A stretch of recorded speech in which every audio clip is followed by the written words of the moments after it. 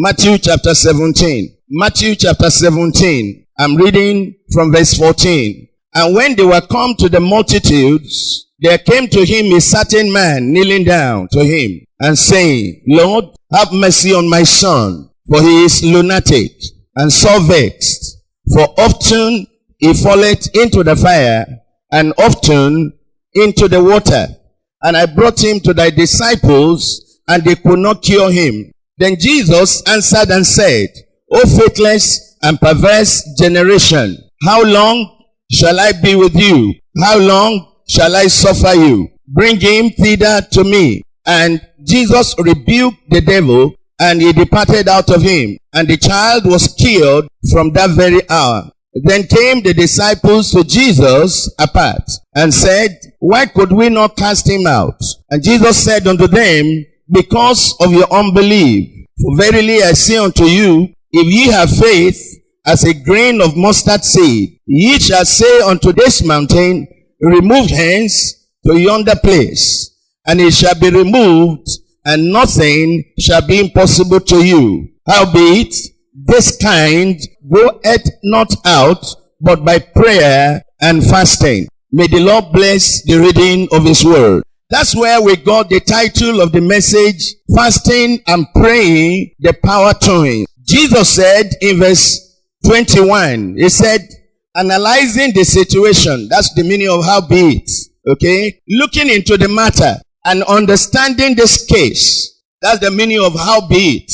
This kind cannot go out except you combine prayer and fasting. Now, so you can see there a situation. But I don't want you to make up your mind this morning that because you have been fasting and praying, you don't need to know anything about that subject. That would be a mistake. Because what God is about to say is your next step to victory. It's your next step to achievement.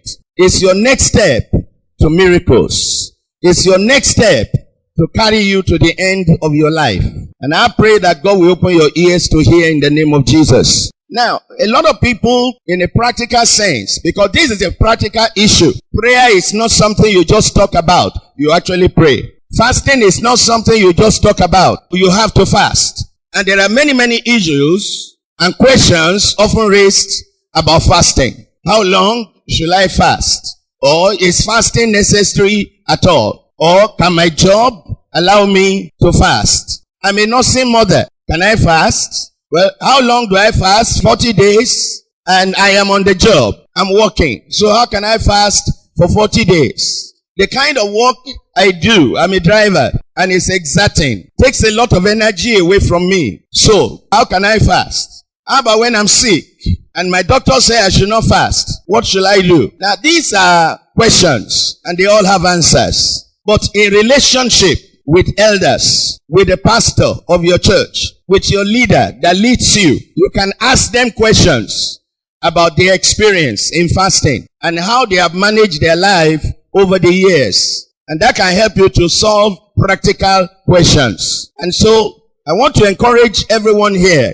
that what Jesus said about fasting is positive. And we shall soon get to some of those questions that may be theological that we may want to ask, or questions that may be spiritual or religious. But this morning, God has put it in my heart to take fasting and prayer out of religion. Because a lot of people fast for religious purposes and they get no results. And they are disappointed that they got no results. That they fasted and nothing happened. And they fasted and nothing actually was done. And they are wondering. And they say, well, if I fast, that the situation will change. But I have fasted and nothing has happened.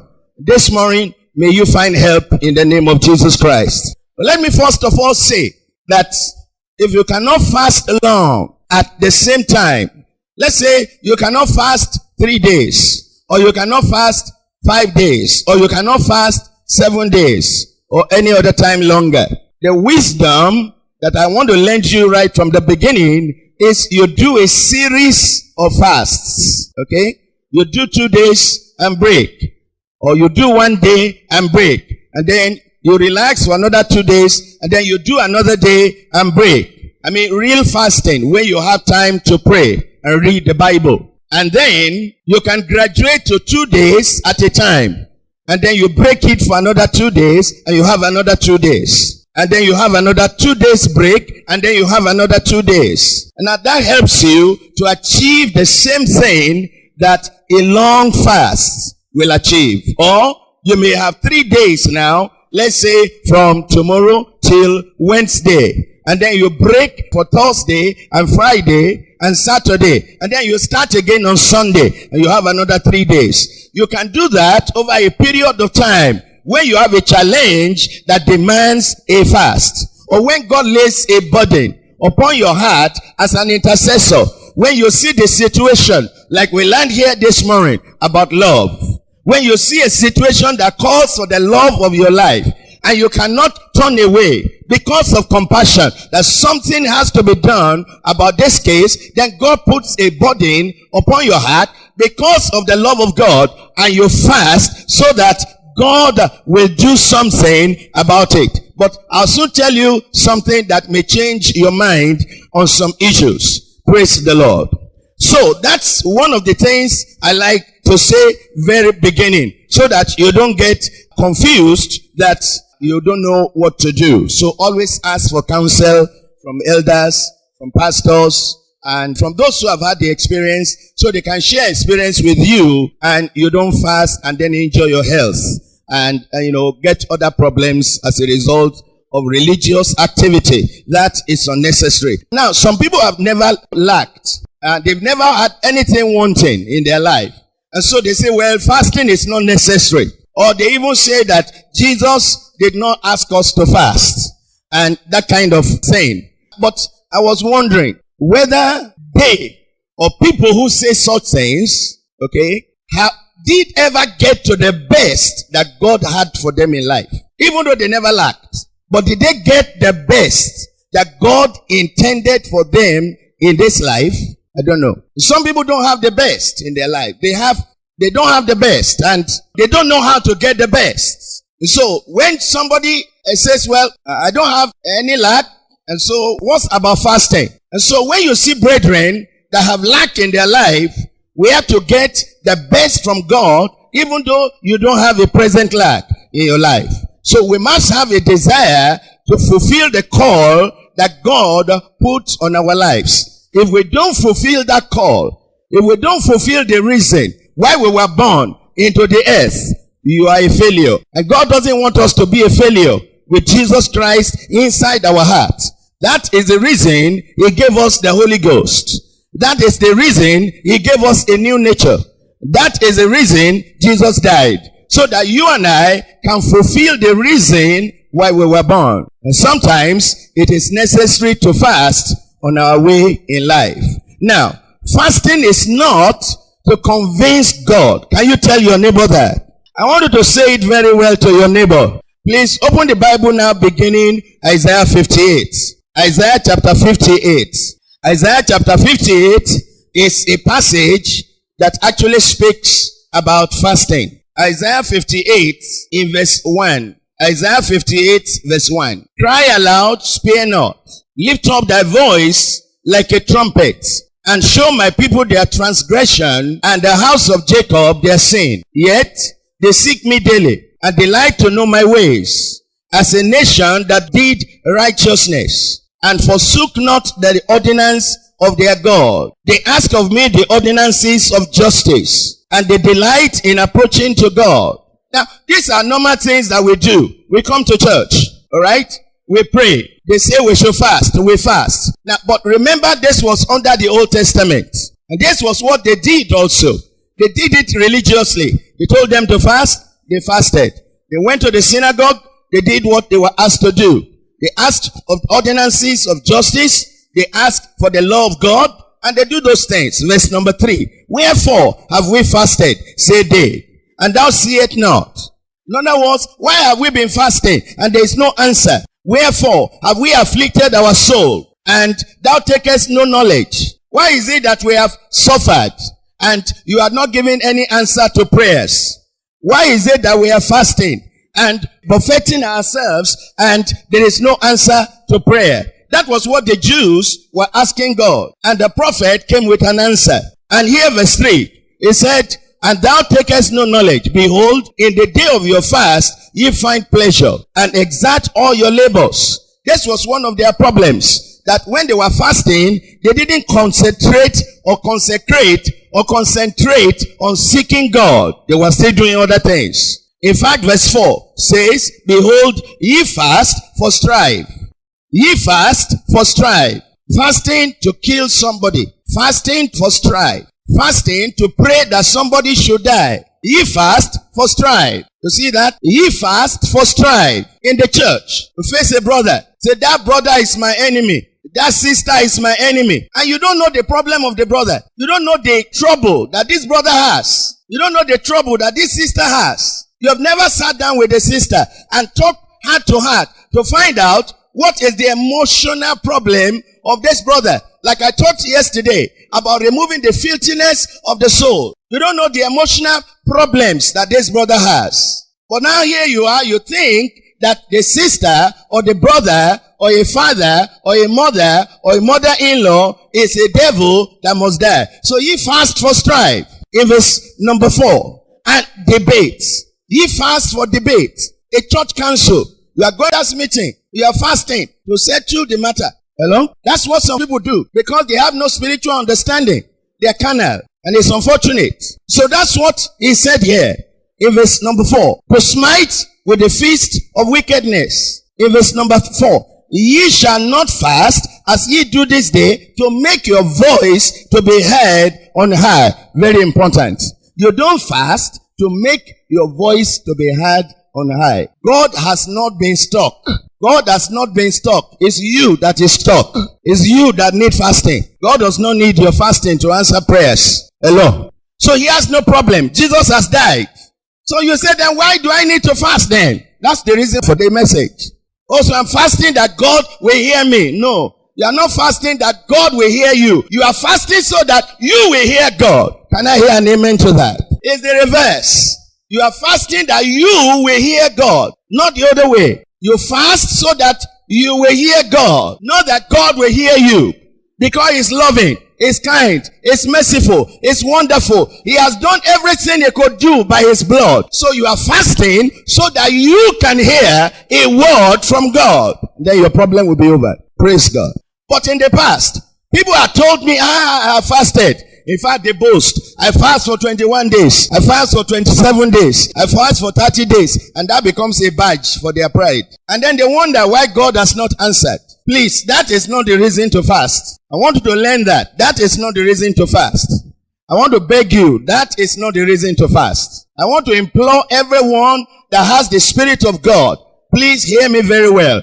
That is not the reason to fast. There are other reasons to fast. Praise the Lord. So it's important. I said, you will not fast this type of fast to make your voice to be heard on high. And then he said, is this such a fast I have chosen?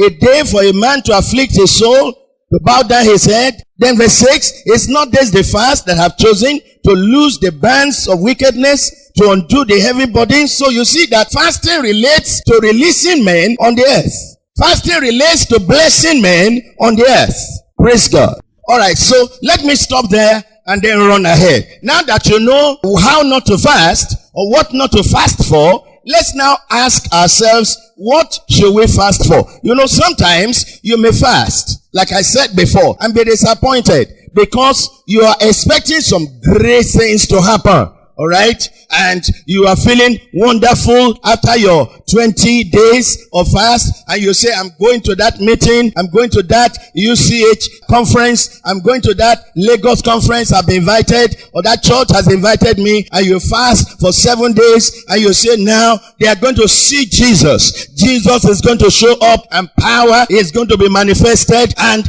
we'll see people fall under the power, and they will know that Jesus is glorified. And then you get to the altar and you feel dry and nothing. Praise God. I say praise God. Let me give you a revelation. Hello?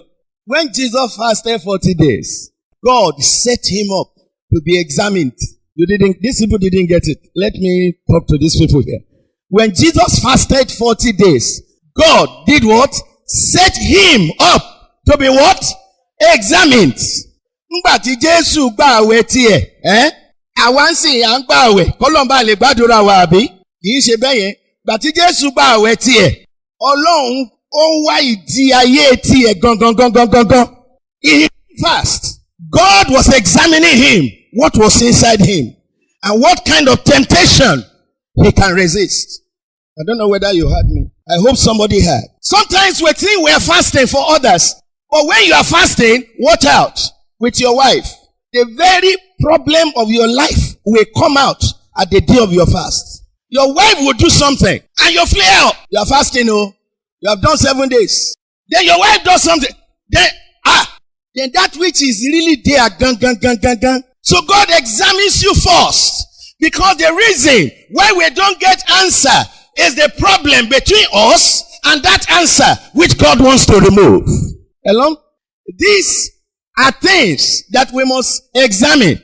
We must examine that days of fasting, when we actually begin to fast, it is us that God will put under the microscope. He will put your life under microscope and examine your heart.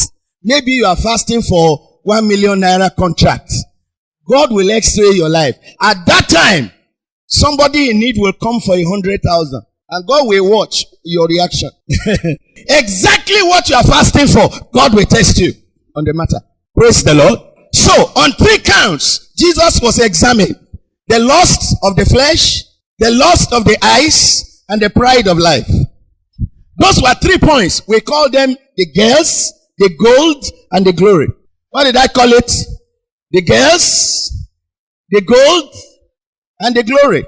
Those are 3 things. A preacher who is in Bible school, every good teacher will tell you, these are the problem of preachers. The girls, the gold, and the glory.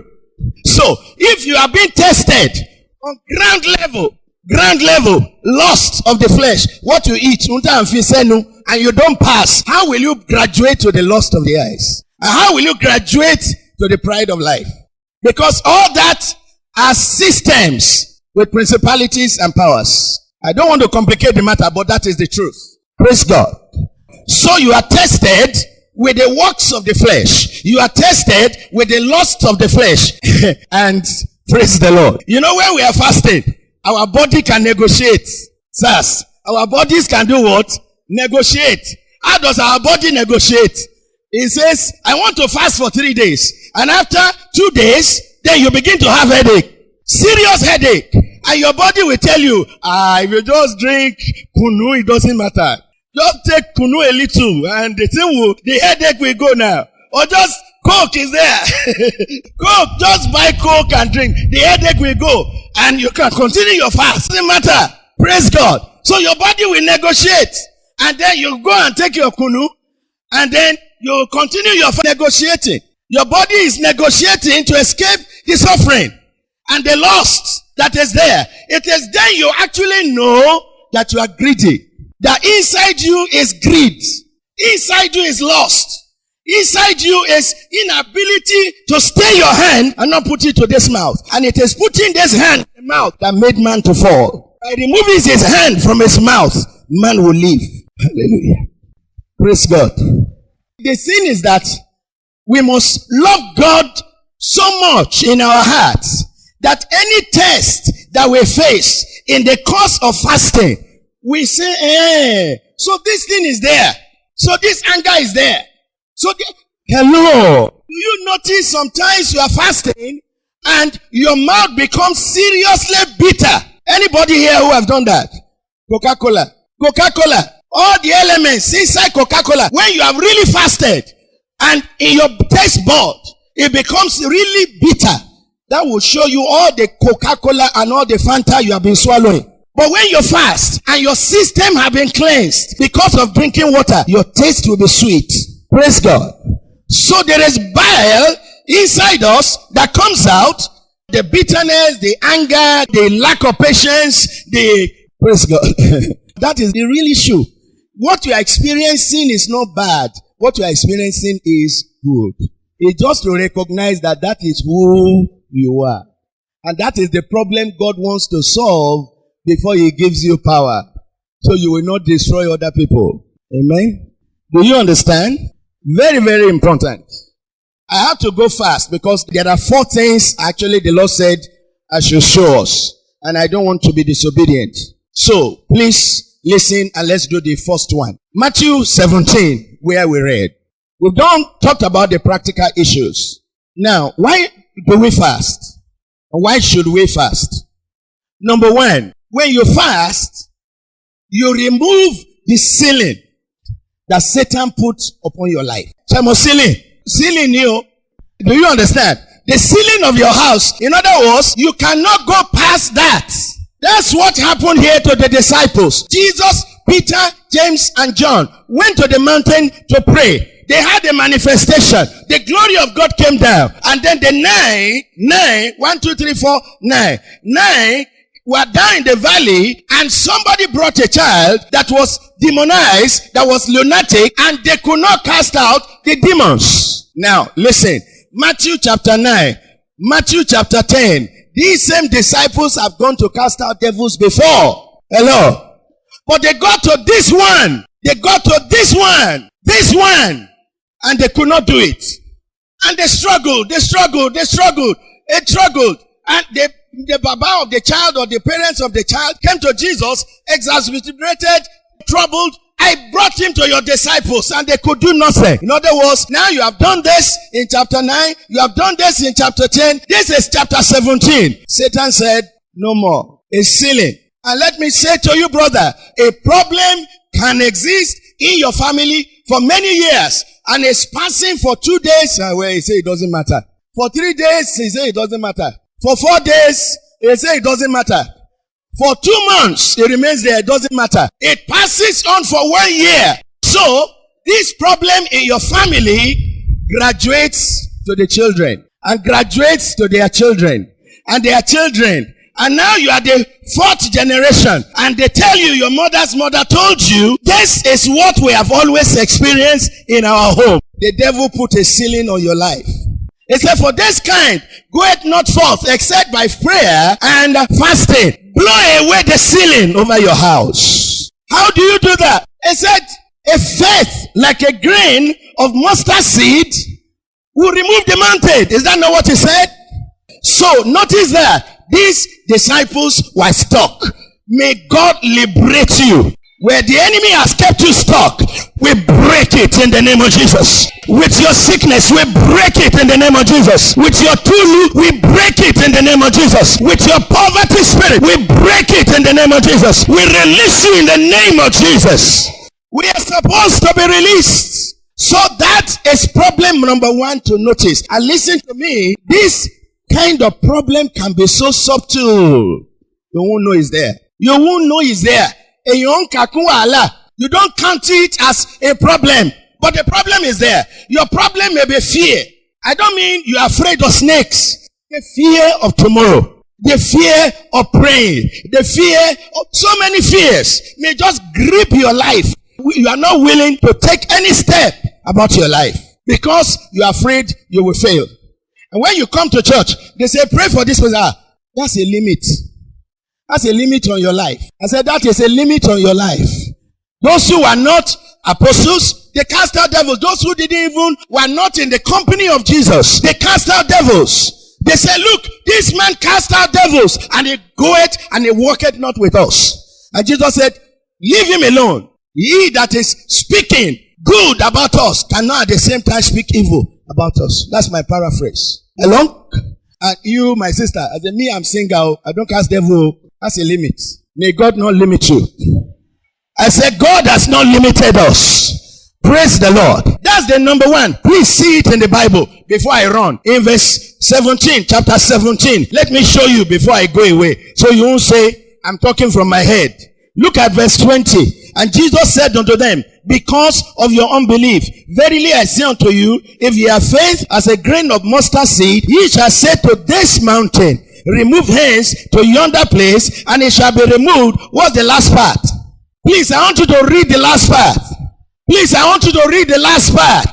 Yeah, in other words, there is something that is impossible to you. But they now said, nothing shall be impossible to you. Remove all the ceiling and you go to the next level. Do you understand the statement? The implication of nothing shall be impossible to you means that right now something is impossible, and that becomes your present limit. So when you fast, that thing is removed. But let's go to the second one. Fasting is to get rid of unbelief. Remember, we've been talking about prayer. We have been talking about prayer, Abi. So that's why I'm not going to talk about prayer. We'll talk for 4 days about prayer. Now I'm talking about the corollary power that goes with prayer and to fast properly. Now, the second thing that the Lord revealed to me is when you fast, you get rid of unbelief. Praise God.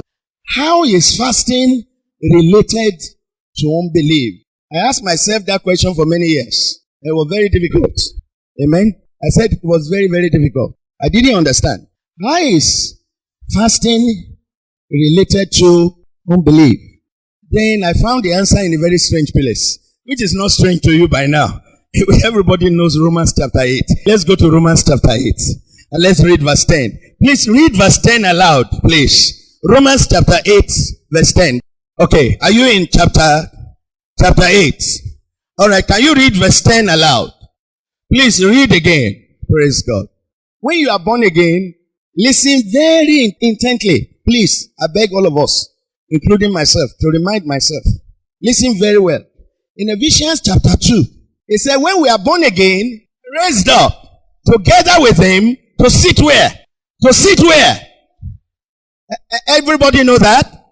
Everybody know that? So our spirits are sitting where? What's the position of our spirits? Okay, we are sitting in heavenly places. Now, what is the position of our body? What's the position of our body? If Christ is in you, the body is dead. That is the position of the body. In other words, your body will no longer have dominion over your spirit. Your spirit will be able to arise over the influences of the body, and you arise on high. So nothing will be impossible to you. Hello? Did you understand what I said? So, what does fasting do? Fasting keeps the body in its position. Dead. It kills it. He executes the body. So the body is executed, so my spirit can rise.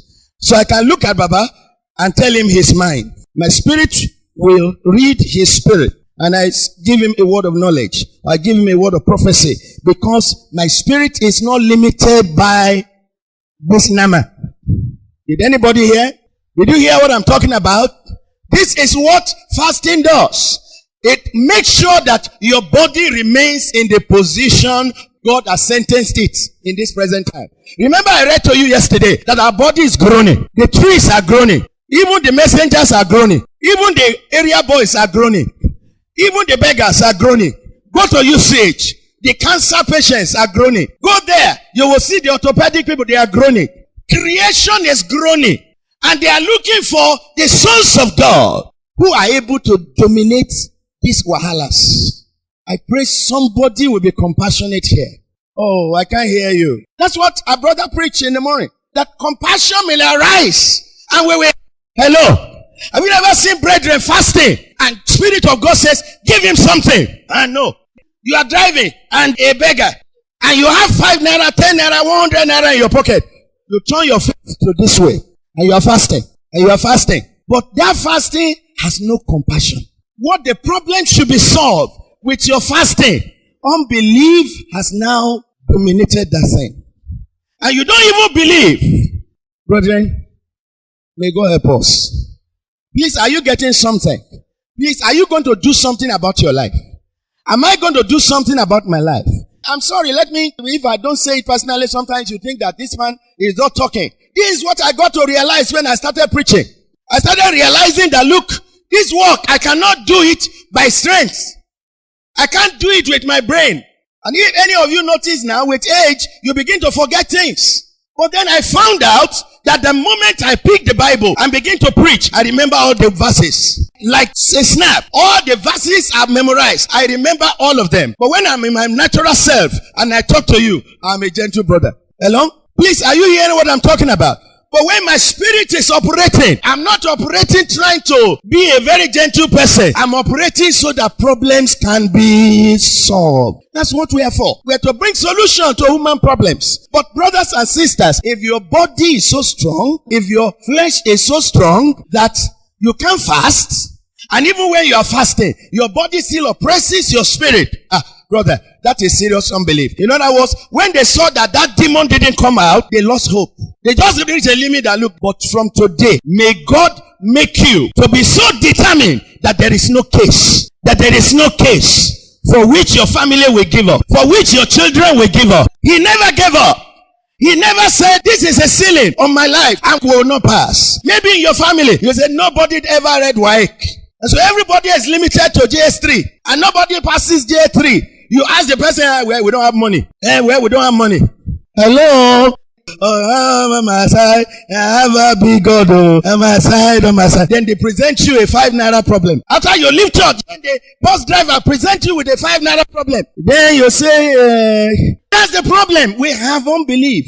So fasting deals with that so that your flesh, your mind, the things that are around you, what you see, what you hear, what you taste, how you feel, when a problem comes, will be subdued. When you fast, they are subdued. Can I hear an amen to that? That is what fasting does. Amen? Number 3. There is number 3 and 4, and then I'll quit. So first, you remove the ceiling. Second, you remove unbelief. And then third, fasting will help you keep the body dead. Hello? I want to pursue that because I don't want you to forget. Romans chapter 8 again. Romans chapter 8. We've removed the ceiling. We've removed unbelief. Now, how can the body stay where it should be? In Romans chapter 8, I'm going to read verse 10. It said, and if Christ be in you, the body is dead because of sin. But the spirit is life because of righteousness. In verse 11. But if the spirit of him that raised up Jesus from the dead dwell in you, what spirit raised Jesus from the dead? Answer me now. The whole. He said, if the Holy Spirit is in you, what will he do? He that raised up Christ from the dead shall also do what? It will give life to this physical body. It will quicken this mortal body so that now it cooperates with the Holy Spirit and is working in the same realm with the Holy Spirit. Hallelujah. In verse 12, therefore, brethren, we are not debtors, not to the flesh, to live after the flesh. Verse 13, for if we live after the flesh, ye shall die. But if ye through the Spirit do make to die, do kill, do execute, do mortify the deeds of the body, ye shall do what? Live. What did Romans chapter 6 say? Romans chapter 6, open there quickly. Romans chapter 6 verse 4. Can we read aloud? Romans chapter 6 verse 4. Therefore, we are buried with him by baptism into what? What's that position? The position of death. We are buried with him by baptism. I want you to get it. You are buried with him by baptism. Go on. That like as Christ was raised from the dead by the glory of the Father, even so, we also shall walk in newness of life. Verse 9. Knowing that Christ, being raised from the dead, died no more. Death have no more dominion over him. Verse 11. Likewise, reckon ye also yourselves to be dead, indeed to sin, but alive unto God through Jesus our Lord. Verse 13, read aloud. Neither yield ye your members as instruments of unrighteousness unto sin, but yield yourselves unto God as those that are alive from the dead, and your members as instruments of righteousness unto God. Hallelujah. Do you understand that? Your hand, don't use it for sin. Your hand, yield it to the Holy Spirit. Your eyes, yield it to the Holy Spirit. Your tongue, yield it to the Holy Spirit. Now it's alive. Your spirit is alive. Now, your new nature has the power to be able to subdue this body. And so, when you fast the body, your new nature, the power in your new nature comes out to help your hand, to help your mouth, to help your ears, to help your eyes, to help your feelings. Put the body in the proper place. Hello. He said, when you are coming to church, come and bless somebody else. Is that how everybody comes to church? No. We allow our bodies to oppress us. And we are dozing and sleeping in church. Why? Because your body still has a problem oppressing the human spirit. Hello? Are you getting what I'm talking about? My body can't just tell me now that I should sleep in a service. Why? Because I myself am coming to church to contribute to something. But the point I'm trying to make is that your body should not dominate you to the point that you cannot operate in the spirit. That is what fasting does. It keeps your body in its proper position to cooperate with the Holy Spirit. Amen. Finally, number 4. Praise the Lord. I need to read the Bible for this one. You can also read Mark chapter 2. Put down Mark chapter 2 from verse 18 for yourself. But I'm reading Matthew chapter 9 verse 14. Verse 14. Matthew chapter 9 verse 14. In verse 14. And there came to him the disciples of John, saying, why do we and the Pharisees fast often, but the disciples fast not? And Jesus said unto them, can the children of the bridegroom mourn as long as the bridegroom is with them?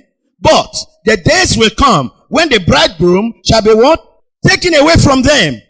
And he said, then, what's the meaning of then? In that time, then they shall what? Fast. Suddenly, he seemed to have jumped to another subject. But no, in the King James Version, when you are jumping to another subject, they will put a small column that this is another paragraph. There's no paragraph here. He just went on answering the same question and said, what did he say? Please read with me in verse 16. Please read aloud verse 16. And the rent is made worse. Verse 17. Neither do men put new wine into old bottles, else the bottles break, and the wine runneth out, and the bottles perish.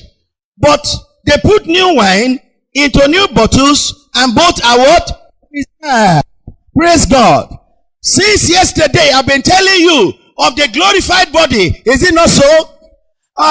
Is it not so? It's even the redemption of our body. So we are waiting for that.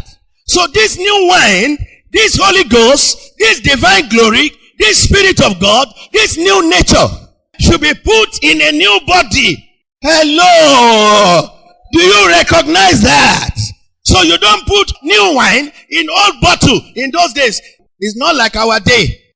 That's why many believers backslide. Because their bodies have coagulated and dried. And the Holy Spirit is still there. Then they go and commit fornication. They leak. And they leak publicly. When you leak publicly, it's a shame. Hello? So what do? This old wine bottle, they will now put it inside water and ply it. It becomes soft. Then they will now put new wine. So the bottle and the wine will match. So they have to treat that bottle all the time for the wine to stay there, to be preserved. Do you understand? So that's what we do when we fast. We ply our body, deny it of all the lusts, deny it of all the things, so that the Holy Spirit can remain. So you preserve your anointing by fasting. Because the anointing is a mystery. If you are an evangelist and you are going about, and you are not careful, very soon you'll be committing immorality. Because the anointing is attractive. Yes, the anointing is attractive. When you see a man that is anointed, they attract. They draw people. And in your carelessness of wanting to help everybody, then you begin to be drawn. Before you know it, you are gone. Because your vessel has not been preserved. I hope some preachers are here. I hope some young people are listening. I hope you are here with me. Let's rise up. Enough is enough. Hallelujah. Say after me, Father, in the name of Jesus, every spirit of unbelief I overthrow today. Please pray about that. Get up from your seat like a soldier, and say, body, you are not going to control me. You are not going to rule me. My legs, you will carry me till I die. Because your spirit is alive. You'll be healthy. You'll be strong. You'll be going. Because the inner man is getting bigger and bigger and bigger and bigger and bigger every day. I want you to say no to the devil today. I want you to say no to the enemy today. In Jesus' name we pray.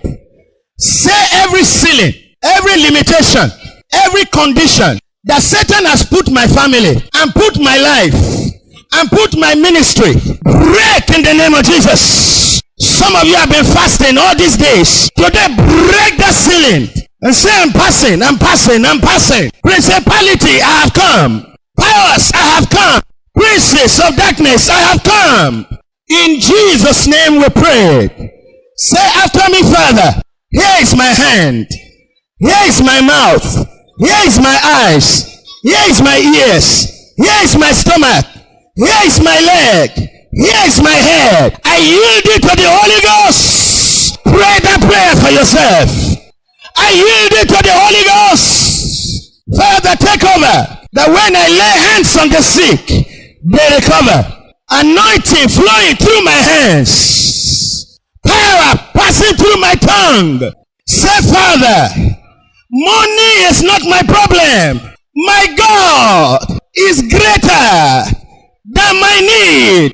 Father, I will arise. I will arise. I will arise in my spirit. I will arise. The kingdom of God shall take over in my life. And I will believe you that you are greater. That you are greater than Solomon. That you are greater than the flowers. That you are greater than the birds of the air. That you are greater than the flowers of the field. So Father, I receive help right now. Pray that prayer for yourself. Money is not greater than God. Don't be ashamed. Don't be ashamed to pray. Don't be ashamed to pray. You will have breakthroughs. The devil will no longer defeat you by fear. The devil will no longer defeat you by coldness. The devil will no longer defeat you by the works of the flesh. In Jesus' name we pray. Say, Father, my anointing shall be preserved. The Spirit of God in my life shall be preserved. I will not backslide. In the name of Jesus, pray that prayer for yourself. In Jesus' name we pray. Please sing after me. Jesus set me free. I cannot be bound. Jesus set me free. I cannot be bound. Jesus set me free. I cannot be bound. Oh yes, I cannot be bound. I cannot be bound. Jesus set me free. I cannot be bound.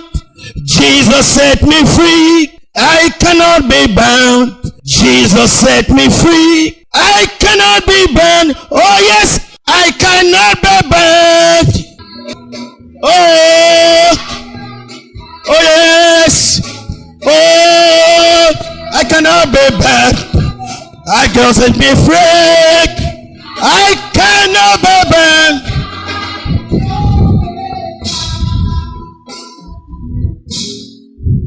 By his stripes we were healed.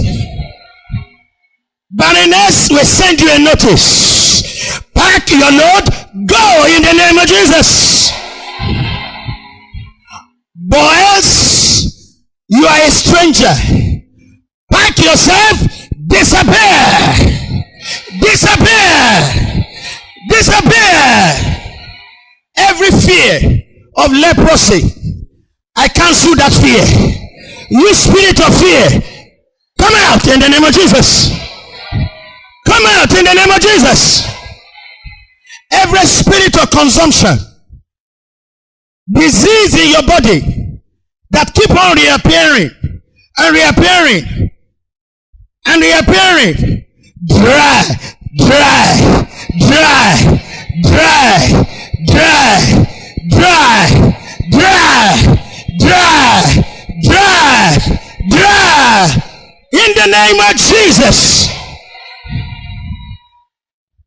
You spirit of fever, hay fever, malaria fever, jaundice fever, whatever kind of fever, you germs, die in the name of Jesus. Die in the name of Jesus.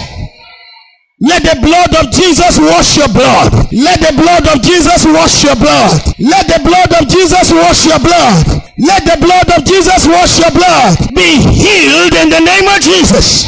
Every inflammation in your eyes, all the inflammation on your flesh, and they're just swelling, and you don't know where the swelling has come from. Right now, I speak to that swell. I speak to that redness in your eyes. Go in the name of Jesus.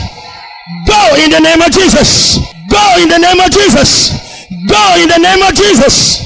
Every heat in your abdomen, right now, let the eyes of God come upon your stomach. Let the eyes of God come upon your head.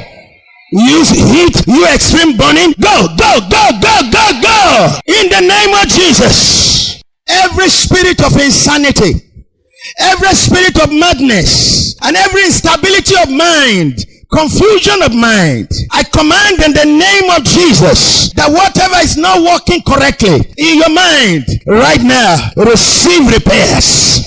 Receive repairs. Receive repairs.